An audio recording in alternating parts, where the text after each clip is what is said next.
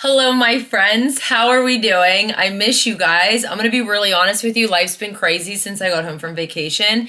I haven't been feeling so well, and I've just been getting like hit left and right. Like I don't feel like somebody's stabbing my voodoo doll. I feel like they're just taking my voodoo doll and just like ripping the arms and the legs off and the head just straight off. Just ripping me to shreds, babe. If I even told you guys the things that have been happening to me, you wouldn't even believe me. One of those things, and this wasn't even the worst of it all, was my phone broke. So I had to get an entirely new phone, which you know is always a nightmare to switch all your apps and to get all your logins. And when you are a content creator for a living, it adds about 3 times the stress. I mean, I know everybody does a lot of work on their phone, so I'm sure that's stressful for everyone. Either way, I spent 3+ hours at the Apple store yesterday. So, you know, that's just one of the many things. But with all of that being said, today I just want to slow down. That's where I'm at in general. I'm just slowing down in life. I just need to like take a few steps back, look at the gratitude, look at how much I have to be grateful for, how much I have, because I really started to feel myself sliding into a bad place. I was finding myself very angry, very mentally just like not in a good place. And this is all just like within a week. So we're getting back on track. And so what I want to do today is I just want to get ready, do some sober glam. And because it is summertime and a lot of people are taking trips, weekend getaways, 7-day vacations, family trips, so on and so forth, I thought that we could talk about sober traveling. Sober traveling can be a complicated thing, especially in early recovery when you are still gathering tools to have in your tool belt. But I remember when I took my first 5-day vacation when I was sober, and it was scary. There were a lot of things I had to do to prep. And so I made a small list of just super crucial things that can help you prepare, plan, and have a successful sober vacation. I'm going to take these little snail mucin patches off, and I'm just gonna do some light makeup while we chat and go over this little checklist, okay? Sound good? If you're interested, definitely hang out and chat for a while. Even if you're not sober, maybe you're sober curious. Everybody's welcome to stay and hang out, so let's just get right into the video. Speaking of traveling, I wanna just pause really quickly and introduce today's video sponsor, and that is Petgu. Petgu is a smart feeder that can feed your dogs when you are away, whether you are at work or on a quick business trip. You can control this smart feeder from your cell phone via Bluetooth, and this smart feeder hooks up to Wi-Fi. This thing is actually crazy and very great for somebody like me. I even think about those long bar shifts, and I have family members kind of just in and out of my house, walking my dogs, feeding them for me. This Petgu is a really good additive for when I'm away and for when people are helping with my dogs. There's so many incredible features that help me feel like at ease knowing that my pets are okay, and that's the most important thing. Petgu PF2 has a 3.5 liter large capacity with food grade rubber ring and drying box for airtight storage. So this is very important in terms of keeping the bowl clean. The bowl itself is an antibacterial porcelain bowl, which is why it needs to be hand washed only, but this is really good because all that residue from food doesn't get stuck in it and it's easy to clean, and that's what I like a lot about the bowl itself. If there was a power outage, is what they consider the dual power supply, meaning that the power supply can come from different areas, so that if you were to lose power, your Petgu is still going to function and operate properly for your pets. This is the container that the Petgu came in, and it says that this can actually be transformed into a little pet house, and it is environmentally friendly, which I think is just the coolest thing ever. And you can literally make a little roof out of this for your pets. I think that is so cool. So on the app, you can set schedules, automatic and accurate food delivery. You can put your pets in there. You put their names, their birth date, their age, how much they weigh. It just records the number of times and the amount of food that your cat or your dog ate. The app will also conduct daily and weekly food statistic comparisons for your pets. The app has intelligent control, which means it can visually detect eating time. Your Petgu is going to remind you of any food shortages, if the Petgu needs refill, as well as monitoring the food that's remaining in the bowl. And also from the phone, you have video surveillance, so you can actually watch your dogs eat. There are right and left and up and down arrows so that you can move around and see the surroundings a little bit. And these are all just such reassuring features for if you're out, say for a long pool day. You have the app voice that's reminding your pets to eat. I didn't know how my animals were going to react to this. I didn't know if they were going to be afraid of it, like they're afraid of my robotic vacuum. I didn't know if the voice was going to freak them out. The moment that Petgu started delivering food into the bowl, they were both over there eating. Yeah. There are so many of you out there that love your animals just as much as I love mine, and this has been a really great additive to my home, and I found it important to share with you. So as always, I will put the link in the description box below so that you can easily find it. I will put the direct link to the Petgu, and then I will also have it in my storefront under my fur baby category, so you can go over and look at it over there. I hope you guys enjoy this as much as I do. The closest thing to a human feeding my animals is possible, but it's literally a robot. Now I want the water bowl. I guess I have a water bowl too, because this is seriously so cool. So anyways, I hope you guys enjoyed. Definitely check out that link below. And thank you again, Petgu, for sponsoring today's video. Did you guys see the photo on my Instagram of my dad wearing one of these headbands? So I know a couple of you mentioned it in the comment section of some of my shorts, but like Mila is so cute for wearing these spa headbands as like with her outfit. She wore her black one on the airplane to the beach, and then she also wore it like 2 different nights to dinner on the boardwalk. I just think it's the funniest thing. At dinner the one night my dad had it on, we were just getting such a kick out of it. Okay, so when you are getting ready to travel and you are finding yourself a little bit nervous for your sobriety, or because maybe some of the people that you're going with can be triggers, I think there's a lot of different reasons why people get anxious around trips. And one of the largest reasons is because vacations and just like taking a break and going to the beach is so associated with alcohol. I mean, the two go hand in hand. And so I think it is incredibly common and understandable that people get anxious when it comes time to prepare for a trip when they are sober. So now there are things that we have to do before we even go on the trip to prepare. We can consider these preventative measures, but yes, the prepping and the planning starts before the trip does. Prepping is probably the most crucial part of having a successful sober trip, and the other good reason for it is I think that it also helps lessen anxiety, because when you're actually doing things and you're actually taking precaution and preventative measures, it's slowly getting rid of the anxiety because you're finding actual ways to avoid anything negative from happening. And I think it just calms the body, it calms the mind. And so there are multiple benefits of prepping for a trip.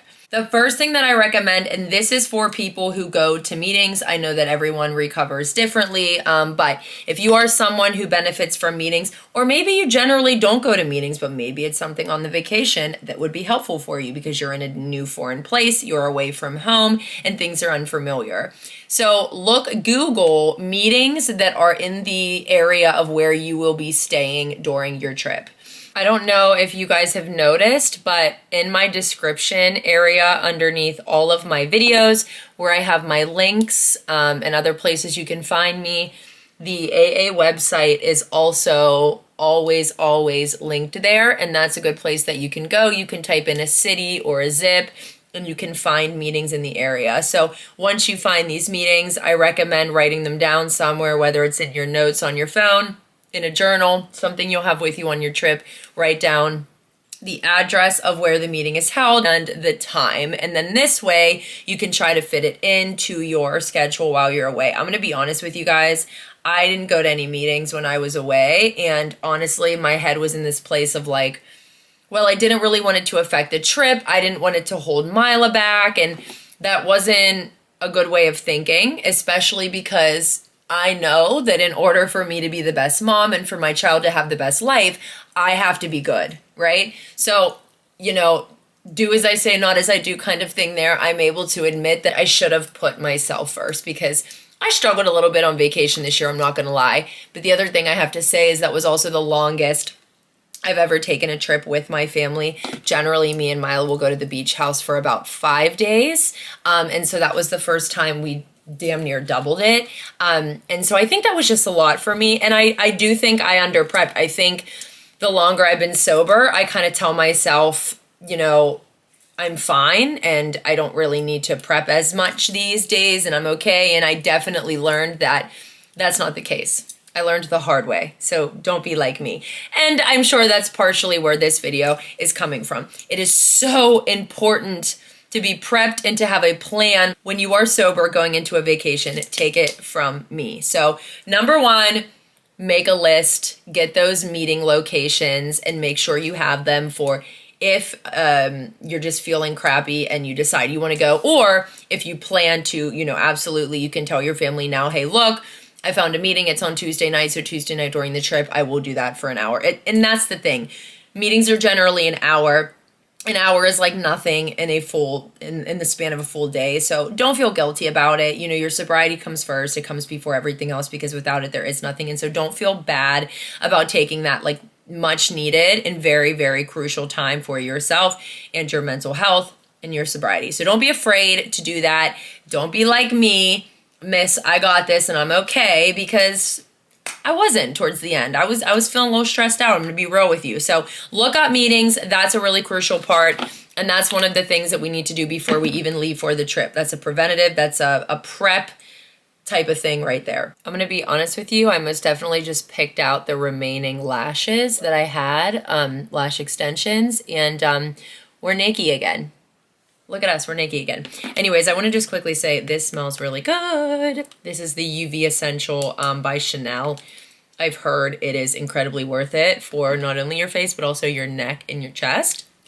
So we're giving it a shot. Okay, but we are moving along. I'm gonna put on some primer next. I just did moisturizer. Okay, number 2.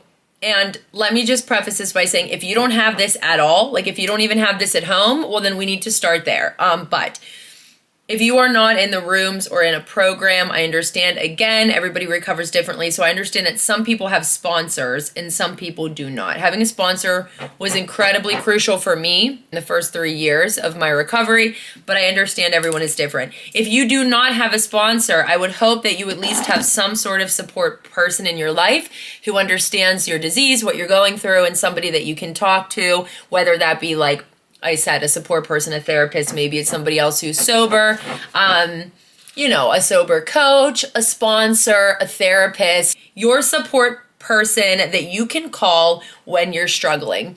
This person should be made aware that you're going on vacation. They should be made aware that you may potentially need them at some point. You can step outside and call them when necessary. I remember in early sobriety, this was a really big thing that my sponsor would recommend to me if I was ever feeling funky. Just walk outside and give her a call. And I did that all of the time during my first few vacations when I was in early sobriety. I called her constantly. So that is also technically prep because you need to have a support person. And if you don't, I highly recommend working on that. Again, meetings, and, you know, people who kind of put together sober activities. So whether it's like bowling or mini golfing or just a regular old meeting, those kinds of places are where you're going to be able to find a, you know, sponsor or somebody that can just kind of like be your sober coach or your sober support system. You're going to find somebody like that in a place where you'd find sober people, which is like a meeting. So if you don't have that and you're saying, well, I don't have that and I don't know where to find it, you need to go to a meeting or somewhere where there are other sober people who can support you. They're not going to fall out of thin air, although I wish that were the case because that would be really nice. So number 2, you need to have some sort of person who can literally be on speed dial and ready to call in case of an emergency while you are on the trip. This is very important. Okay, number 3, I kind of learned this for myself over the years, and I'm sure that other people maybe feel the same way, and so I want to just bring this up. I learned, so let me just say this. Especially in early sobriety, my parents were a big trigger for me. You know, we have a lot of just stuff, right, from the past, and it'll still get me, and it is one of my biggest triggers for a few different reasons. And that can be hard, right? Because a lot of times our main summer vacation is with my mom and dad because they have a house at the beach and, you know, it's really nice. And I like to vacation with them. I genuinely do, but I just have to, again, have the tools and be equipped so that it goes well and I don't totally lose my mind. one of the things that I learned as I would travel with them was that it was really important for me to have like my personal space or like my quiet time in the morning mainly. I live alone. Obviously, I live with my daughter and my animals, but generally I wake up and the house is quiet, right? I'm the first one to get up. And then I have my time to just like drink my coffee, wake up slowly, and it's quiet and it's good for me. When I'm at the beach, I feel like I'm never alone and I can never really escape it all. And towards the end of the trip, I found myself getting a little bit uneasy because of that. And one of the biggest ways that I've been able to combat this is not only by waking up early, but waking up early and going and doing something by myself. So something easy for me that I was able to do is I was able to wake up and just take walks through the neighborhood by myself, or wake up and ride bikes, which riding bikes is my favorite thing to do, especially at the beach. I just love looking at all of the houses. And this is something in the future that I want to start doing with Mila, but I have to get us some bikes. But so there's different little activities that you can have, or know that, you know, if you're feeling kind of funky, or if you need to get away, or if you just need some alone time, maybe do something like go take a walk, go do something on your own, go to the grocery store and get some of your favorite comfort foods. I know that's something that helps me and a lot of my sober friends, having their favorite like comfort foods and things like that. So there are ways to deal with that as well. And I highly recommend starting your day that way. So like starting the day alone and peaceful, I think it just sets the tone better for the entire day. So I don't know, that's just something that helps me when I'm feeling overwhelmed and I'm in a place that is unfamiliar and there's more people and there's more action and I'm getting less of that alone time and I start to get uneasy and just like a little out of myself. I will either walk, ride a bike, go running, something like that, something alone. Even like going to the beach alone, depending if that's possible for you, or depending on where you're going, of course, but come up with something that you enjoy that maybe you can do in the early mornings, because it truly will set your tone for the day and it would turn your mood around. I noticed a big difference from when I would walk in the morning and when I wouldn't. So I hope that one helps you guys as well. I used the Refi brow gel on my brows. We're just gonna use a little bit of the Flawless filter, which this is probably too dark for me now because I'm already losing color from the beach. So that was number 3. Do something nice for yourself. Have something that's easy to go do. Like I didn't need anything to go leave the house and go for a walk, right? So, you know, something that is achievable for you, something that's easily achievable so that you will actually go do it is what I would recommend. And that's why for me, it was walking in the mornings. That was something I could easily achieve. Another one, and I enjoyed doing this too, is waking up early and enjoying your coffee like outside on a patio by yourself. That was something else that I would like to do. So that's another option too if you aren't able to like leave the area. So that's another recommendation. But I'm just taking the Refi brush and with a really light hand, I'm blending this in. And of course I'm blending it down my neck, deciding if I want to go back and get more of those lash extensions, because I really just did it for the trip, just to make it easier. But of course they got addicting because it's nice to just wake up and you have eyelashes on and you're like good to go basically. I really do like that. But at the same time, I don't know, you guys know I'm a lash girl. I like switching the lashes up, doing different shapes, different eye shapes with different style lashes. That's like such a fun thing for me.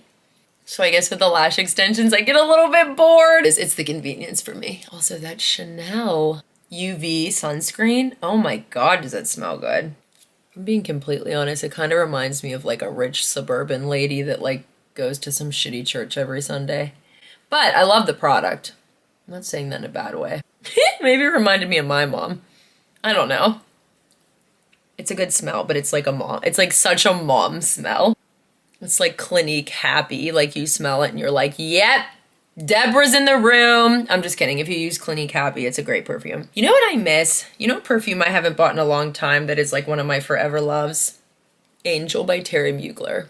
I think that'll forever be one of my favorites. I started wearing Angel by Terry Mugler well before I got sober. Probably like 7 years ago. Now I sound old. Ew, I don't like that. why don't we get back on track? Because I don't want to start thinking about the fact that I'm almost 30, although I'm really excited for my 30s. I actually really am. And to like sobriety, it can be hard because it's so different for everybody, right? Like nobody deals with like the same exact triggers, and nobody's addiction started for the same exact reason. We aren't all suffering from, you know, the same sort of addiction. Everybody's looks different. Everybody, you know, had a different substance. And so when it comes to knowing like what's best for somebody, it really just depends on the person. Although, even with all of the differences of every individual person who's ever struggled, whether they're sober now or not, the one almost like, I don't know, positive that I've seen in the years that I've been sober is it seems like a lot of the same things help people stay sober. A lot of the same techniques, a lot of the same recommendations tend to help everybody. And again, there's different ways that everybody gets sober, but it's like out of this list, usually one of these options will work for everybody who's trying to get clean or stay clean. And I think that's just kind of like the positive, the light at the end of the tunnel, the hope, if you will, that it's possible. You know, I, for one, was one of those people. I used to say this all the time. I'd say to my family, my therapist, I just am not one of those people that's ever going to be able to stay sober. It's just not in my body, in my blood. It's not who I am. There's no way that I was built to be able to survive in this world without the use of substance. That is what I used to tell myself, and I fully believed it. And I know for a fact there's other people out there that feel the same way, because I know how strong my feelings were when I felt that way. It was such an intense feeling, and I was so absolutely convinced that there was no hope for me and that I was destined to be a pretty corpse. And I want to let you know that it's not true. I also want to let you know it's not the ideal, realistic side of you that's saying this. It's your addiction. It's your addiction that's telling you that you are hopeless. And I want to make that very clear to you. And I want you to keep that in mind next time you're having any sort of negative thoughts about your ability to get sober or stay sober. Usually those negative thoughts, they're not coming from you. They're coming from your addiction. And you need to ignore them. And you need to say out loud, I know these thoughts aren't real. I know these thoughts are coming from the enemy. And they are. And that's why it's so important to be able to differentiate the thoughts that are coming from you, the healthy side of you, and what thoughts are coming from the enemy. And the longer you stay sober and the longer you work on yourself, the more you're going to be able to pinpoint those and differentiate the two. I promise it genuinely does get easier. I actually got a new bronzer that I do want to try. It's the Chanel bronzer. And this is a cream bronzer. It is ginormous, and a little bit goes a really long way. So this should last me, oh my God, look how beautiful that is. I can't even handle that. I really can't. That almost just stressed me out. That's so beautiful. I don't want to mess it up though. That they just melt into the skin. And so they look really natural, which I like that. And that's exactly what it did. So I would say that that is a perfect description. And with that, we are on to our last and final little tip for sober traveling. This final one is a little bit more difficult, especially if you struggle with boundaries, but it is also very rewarding if you can find the strength to do it. If there are things that you know bother you in regards to anybody that you know will be on this trip, it will be very helpful for you and a lot less stressful on your trip and a lot more enjoyable if you can find the strength to set some boundaries with the people that you are going with in certain regards. So, you know, like I said in the beginning, travel is so often associated with alcohol and drinking and partying, especially if it's like a summer vacation. If there's anything that bothers you with alcohol and family members, if it's a restaurant and everybody's getting drunk, if it's like, okay, people drinking doesn't bother you, but people taking a whole bunch of shots does, you know, maybe talk to your family members and explain like, hey, if I'm around, could you not take shots? Or could you not do this? Like, everybody's different. That's just an example. But if you know that there is something that could and would bother you, rather than just know that and think, well, let's hope for the best, Set that boundary. Talk to that loved one. These are your family. These are your friends. These are the people that you're choosing to spend your summer with and travel with. You should be able to be honest with them and tell them how you feel. If they're not respecting your boundaries, then we have a whole different video we have a whole different thing to discuss here, babe. Your loved one should understand your boundaries, especially if it's going to mean keep you sober, right? We need to keep you sober. That's number one, because without that, we can't go on fun trips and we can't do fun things, okay? So don't be afraid to set boundaries. Don't be afraid to put yourself first. Don't be afraid to say, hey guys, I'm gonna spend an hour and I'm gonna go hit this meeting. It feels good to be surrounded by people who understand what you're going through.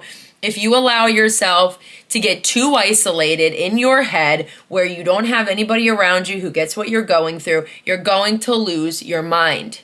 I've been there and I've done that.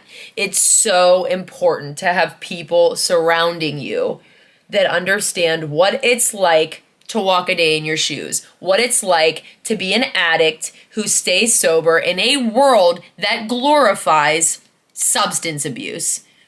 Right? Getting drunk after a long day at work, getting drunk for the 4th of July weekend. This is what summer's about for so many people. It's advertised everywhere. And so, hey, as a sober community, it's like, we'd like to enjoy summertime too, right? But we have to be very careful and we have to set boundaries and we have to make certain decisions ahead of time to ensure that we are having fun safely.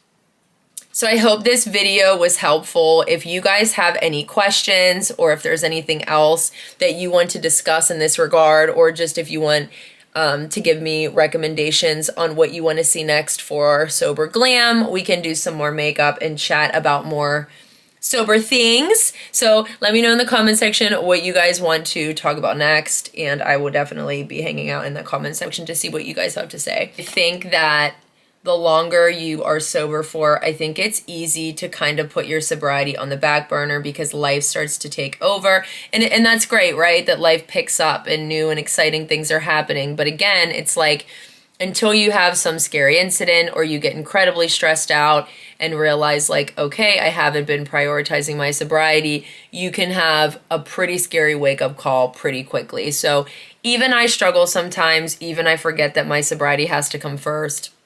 And, you know, the longer I stay sober, the more I need to pay attention to that so that it never catches me slipping. That is, I think, the biggest thing when it comes to addiction. I think that the devil is always looking for the person who is going to allow it to get close enough. And sometimes we can allow it to get close enough simply by not paying attention, simply by just living life and enjoying it so much so that we don't pay attention, and that's generally when addiction swoops in and takes a hold of us. So that is why prepping, planning, knowing yourself, knowing your needs, being willing and able to set boundaries with family, loved ones, coming up with plans, having a list of places to go, people like you where you can just feel a part of and kind of rejuvenate yourself, going on those walks, spending time by yourself in the morning, starting your day right, is, I think, the best way that you can enjoy your vacation. I hope this was helpful. If you guys have any requests for Sober Glam videos, anything in particular you want to discuss, let me know. I'd be happy to fulfill your request. Yeah, we just did a simple little summer look today. We have no mascara, just a little bit of face makeup, a little bit of pressed powder in my eyebrows. I'll probably just put some Aquaphor on my lips and call it a day. But yeah, I'm just slowing down, taking it easy, and taking care of myself, and I hope that you guys are doing the same. I hope you're enjoying your vacations. I hope that you have fun summer plans. Again, let me know in the comment section what you guys have been up to this summer. If you like this video, give it a thumbs up so that I know what kind of content you guys want to see and I can provide you more of that. I love you all so much. Thank you so much for being here. I'm grateful for each and every one of you, and I will see you in the next video. Mwah! Bye, guys.